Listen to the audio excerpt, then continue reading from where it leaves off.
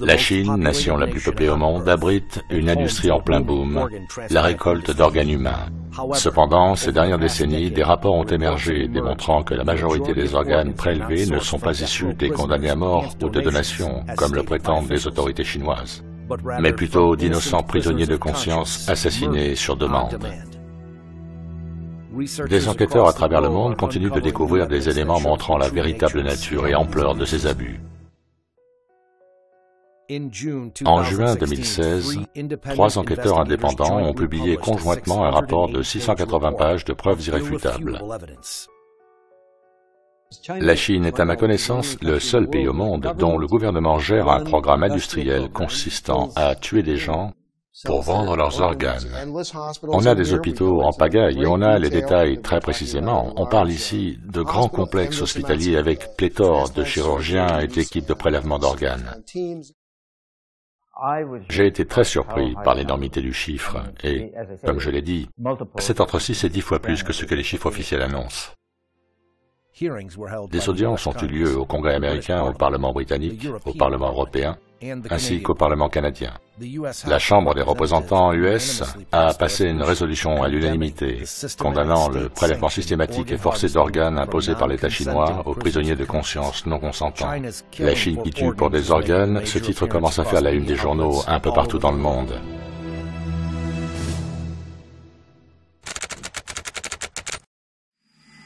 Génocide médical. Les meurtres de masse cachés de l'industrie du prélèvement d'organes en Chine.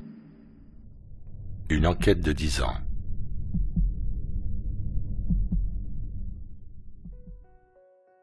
C'est en 2006 qu'il a été découvert que les prisonniers de conscience étaient assassinés sur demande pour un prélèvement d'organes dans des centres de détention secrets à travers toute la Chine. Les 2 premiers enquêteurs à mener les investigations furent David Kilgour, ancien secrétaire d'État canadien pour l'Asie-Pacifique, et David Matas, avocat spécialisé dans les droits de l'homme. Quand on a commencé en 2006, je ne savais pas où cela allait nous mener, ni quelles conclusions on allait en tirer. La première surprise et grande déception était de constater que c'était vrai et que cela se produisait partout en Chine, et depuis 2001. Kilgour et Matas ont publié leur premier rapport en juillet 2006, puis ensuite un livre, Bloody Harvest, Récolte sanglante. À peu près au même moment, Ethan Gutman, un journaliste d'enquête indépendant basé à Londres, a fait ses propres recherches pendant 7 années avant de publier L'Abattoir en 2014. On a insisté sur le fait que nous pensons vraiment que ce sont les prisonniers de conscience qui fournissent l'essentiel des organes transplantés. Nous en sommes arrivés tous les 3, David Kilgour, David Matas et moi-même, à la même conclusion, même si nos méthodes étaient très différentes. Ces investigateurs ont uni leurs forces et enquêté sur des centaines d'hôpitaux chinois spécialisés en transplantation d'organes et ont publié leur nouveau rapport conjoint en 2016. Ces 3 enquêteurs furent nominés pour le prix Nobel pour leurs travaux. Un nombre stupéfiant de transplantations. Il n'est pas facile de découvrir précisément l'ampleur de cette industrie de la transplantation d'organes en Chine, ni combien de victimes en découlent. Il a fallu 10 ans aux enquêteurs pour rassembler les preuves. Par exemple, en septembre 2013, Zhu Ji, directeur du centre de greffe du foie à l'hôpital du peuple de l'université de Pékin, déclara au China Economic Weekly « Notre hôpital pratique 4000 greffes de foie et de rein d'une année sur l'autre. » Il nous a fallu tout recouper. Nous avions des volumes affichés que nous avons croisés avec la dimension du staff, avec le nombre de lits, avec les publications de recherche, les rapports médias, les achats de médicaments immunosuppresseurs, enfin, avec absolument tout ce que nous pouvions utiliser. Ce qui nous a permis de développer une photographie claire. Et dans ce cas particulier, oui, ce chiffre de 4000 est bien réel. À l'hôpital central de Tianjin, ils ont 500 lits. C'est même un peu plus maintenant. 500 lits dédiés à la transplantation d'organes et ils déclarent à plusieurs reprises avoir un taux d'occupation de 131%. Cela veut dire que sur un séjour entre 20 et 30 jours, ils font à peu près 5000 transplantations par an. Ces exemples montrent que ces chiffres de 10 000 transplantations par an avancés par les officiels chinois est facilement dépassé par juste quelques hôpitaux. Mais ces deux hôpitaux ne sont que la pointe de l'iceberg. Les enquêteurs ont découvert que 1000 hôpitaux spécialisés dans la transplantation d'organes ont déposé une demande de permis au ministère de la Santé en 2007 afin de pouvoir continuer leurs activités. Cela suggère que ces établissements répondent aux critères de capacité minimum imposés pour pouvoir obtenir la certification que le ministère délivre. 169 furent finalement certifiés. Mais si on considère les établissements fonctionnant juste au seuil minimum, parlons pas du reste, notre estimation actuelle est plus proche de 100 000 par an. Les enquêteurs trouvent d'autres preuves qu'un système massif de transplantation existe, dont certaines de la part d'officiels chinois eux-mêmes. He Xiaoshun, membre du comité d'experts de la commission de donation d'organes humains, déclara « Le nombre de transplantations a été multiplié par 10 entre 1999 et 2000, puis par 3 jusqu'à 2005, ce qui fait 30 fois plus en 6 ans. » Wu Mengshao, connu comme le père de la chirurgie du foie en Chine, dit aux médias en 2011, « La Chine pratique aujourd'hui le plus grand nombre de transplantations au monde. » Depuis 2000, les US ont procédé en moyenne à 6 000 transplantations par an, un chiffre qui peut être atteint par un petit nombre d'hôpitaux en Chine. Et ils avaient une source intarissable d'organes disponibles sur demande, et la seule limite était la capacité en termes de lits. Donc ce que l'on a vu après 2001, c'est cet énorme boom dans la construction, de nouveaux lits, de nouvelles structures, de nouveaux centres, focalisés sur les transplantations. Donc le volume, quand le système opère en pleine capacité, augmente d'année en année. Le rapport montre que les seuls 169 centres approuvés par le ministère de la Santé pourraient avoir réalisé plus d'1 million de transplantations depuis l'année 2000. De nombreux autres centres ont pratiqué des greffes malgré qu'ils n'aient pas obtenu la certification. Une industrie dirigée par l'État. La greffe d'organes n'a depuis cessé d'être intégrée dans le plan quinquennal et est devenue une priorité dans la stratégie nationale chinoise. Un grand nombre de centres de recherche et de formation spécialisés dans la greffe sont financés par les différents programmes nationaux de financement. Les enquêteurs ont découvert que le Centre d'assistance du réseau international de transplantation de Chine, le CITNAC, propose des tarifs de greffe pour les étrangers sur son site web archivé. Toute cette industrie de la greffe rapportait entre 9 et 10 milliards par an. C'est beaucoup d'argent, et beaucoup d'hôpitaux ont profité de cette manne pour financer leurs activités.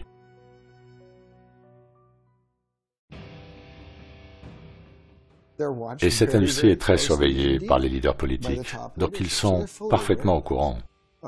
Et également le fait que Wang Lijun, bras droit de Bo Xilai, concurrent à la présidence chinoise, et qui était l'un des policiers les plus connus de Chine, on le voit là, surveillant et dirigeant le trafic d'organes. Il avait un centre pour le faire, il a reçu une distinction pour ça, et plus particulièrement pour avoir inventé une nouvelle méthode d'injection létale. Il a pratiqué des milliers de greffes qu'il avoue lui-même à la cérémonie officielle de remise de la distinction. Sur le site web de la CITNAC, on trouve ceci. Tous les remerciements doivent aller au gouvernement pour leur support nous permettant de réaliser un si grand nombre de greffes d'organes chaque année. Ceci est unique au monde. Transplantation sur demande. Les enquêteurs furent particulièrement choqués par un aspect de ces transplantations. Comme nulle part ailleurs au monde, elles se pratiquaient sur demande. Dans les pays pourvus de systèmes de donation et d'allocation avancés, les patients doivent attendre des années qu'un donneur se présente. Cependant, en Chine, l'attente n'est que de quelques semaines. Le registre des greffes du foie montre qu'en 2006, 27% correspondaient à des greffes urgentes, ce qui signifie qu'ils ont dû trouver un foie en quelques jours ou quelques heures. C'était en 2005 lorsqu'un de mes patients, déjà sur une liste d'attente pour une transplantation cardiaque, est venu me voir un jour et m'informa que son assureur, une société israélienne, venait de lui dire qu'il lui fallait aller en Chine dans 2 semaines, car il y était programmé pour y subir une transplantation cardiaque. Et je lui ai dit, mais comment une telle opération peut-elle être programmée à l'avance? Vous savez ce que ça veut dire, qu'une personne doit mourir le jour même de l'intervention? Il répondit qu'il ne savait pas, il est allé en Chine, il s'est fait transplanter un nouveau cœur, exactement à la date promise. Un hôpital du sud-ouest de la Chine prétend avoir des donneurs en attente de receveurs correspondants et promet également qu'en cas d'échec, ils recommenceront jusqu'à ce que la greffe soit réussie. En 2016, le chirurgien-chef du centre de transplantation d'un hôpital de médecine traditionnelle chinoise a publié une étude réalisée sur 50 patients de son établissement qui ont chacun reçu un nouveau rein à 2, 3 ou 4 reprises. Un autre exemple que je n'arrive pas à me sortir de l'esprit est celui d'un étranger qui est allé 2 fois en Chine. La première fois, ils lui ont apporté 4 paires de reins et aucune n'était compatible.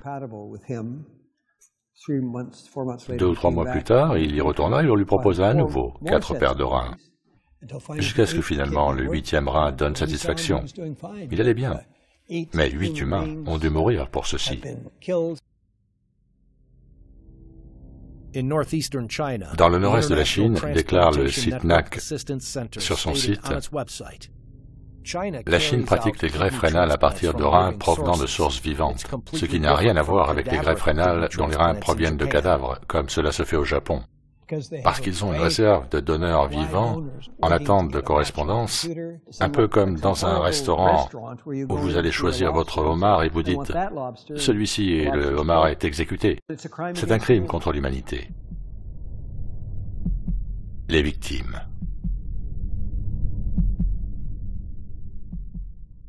Le gouvernement chinois a prétendu que l'immense majorité des organes provenaient des condamnés à mort et ensuite de donations.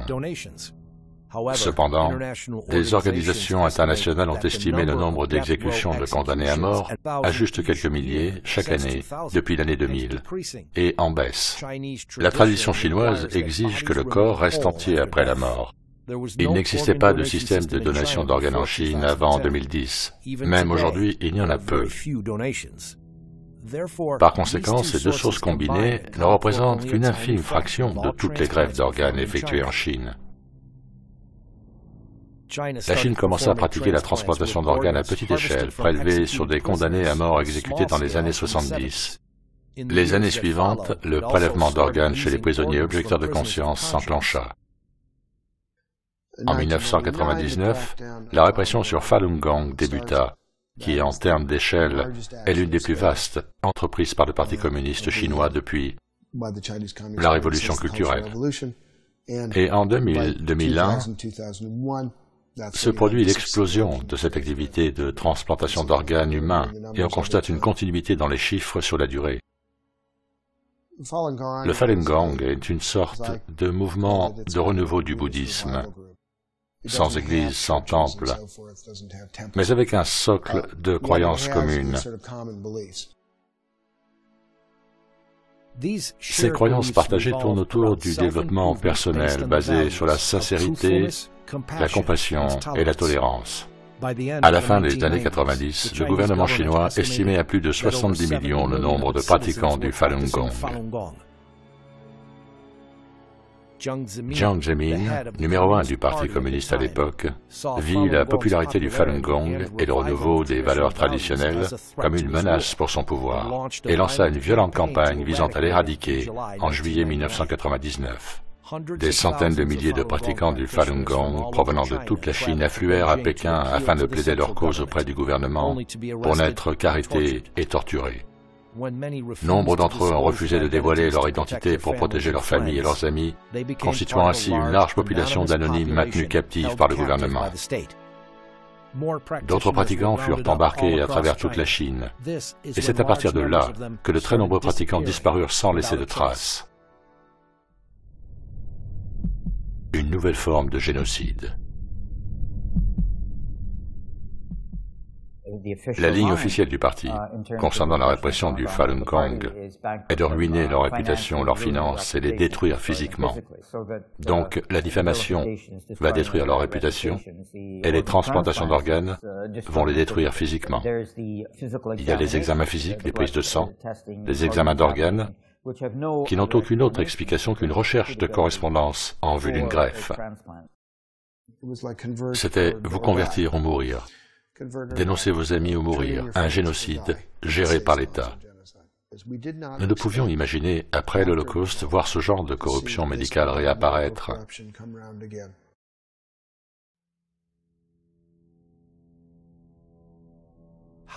Comment des médecins, des gens formés pour soigner, peuvent-ils prélever des organes sur des êtres vivants pour des greffes?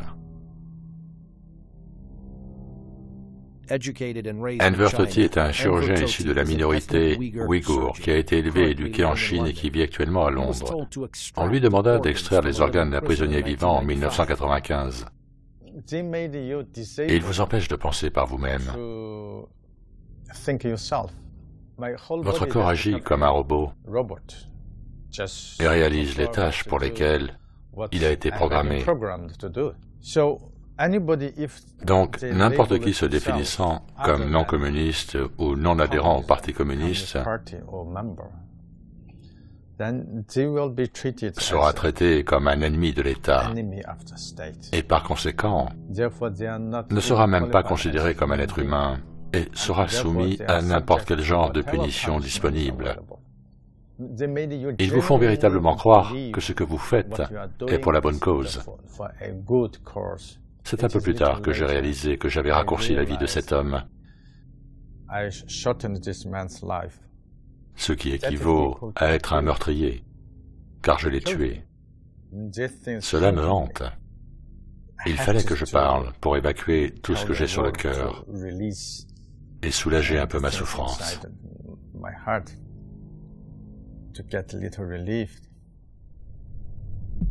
Un test majeur pour notre époque.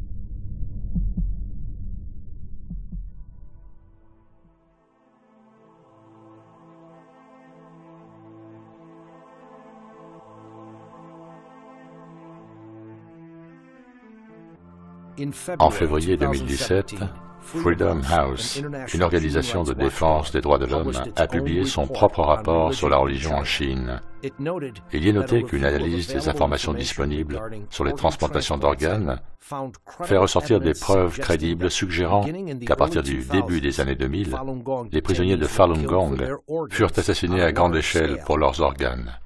Il y est également noté que la disparition massive de la jeunesse masculine ouïghour se retrouve dans les analyses sanguines routinières pratiquées sur les prisonniers politiques ouïghours et que les infos sur la mort mystérieuse de Tibétains et de Ouïghours pendant leur détention devraient sonner l'alarme sur le fait qu'ils aient pu être les victimes non consentantes de prélèvements d'organes.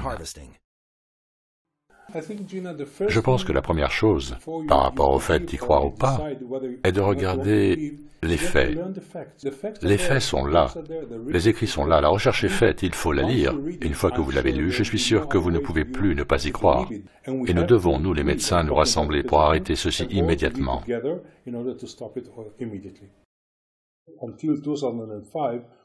Jusqu'en 2005, nous n'avions pas de loi. J'ai découvert que les compagnies d'assurance israéliennes et certaines organisations de protection de la santé ont pratiqué le remboursement intégral vis-à-vis de leurs clients israéliens qui sont allés en Chine se faire transplanter des organes illégaux.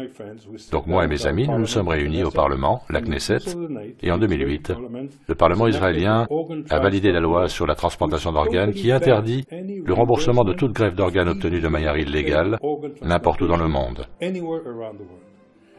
Et depuis lors, plus un seul Israélien n'est allé en Chine. En plus d'Israël, l'Espagne, l'Italie et Taïwan ont passé des lois interdisant à leurs ressortissants de se déplacer en Chine pour y recevoir un organe provenant d'une source illicite. Le prélèvement systématique d'organes organisé par l'État est un crime monstrueux. Je crois fermement que cette campagne de 17 ans visant à éradiquer Falun Gong restera dans l'histoire récente de la Chine comme une terrible honte. Quand j'écrivais mon livre The Slaughter, je me disais de temps en temps que j'écrivais l'histoire, et à la fin, j'ai réalisé que ce n'était pas le cas, que cela continuait toujours. C'est une nouvelle forme de génocide, réalisée par des gens parmi les plus respectés de la société. C'est un des tests majeurs de notre époque. Nous ne pouvons plus l'éviter.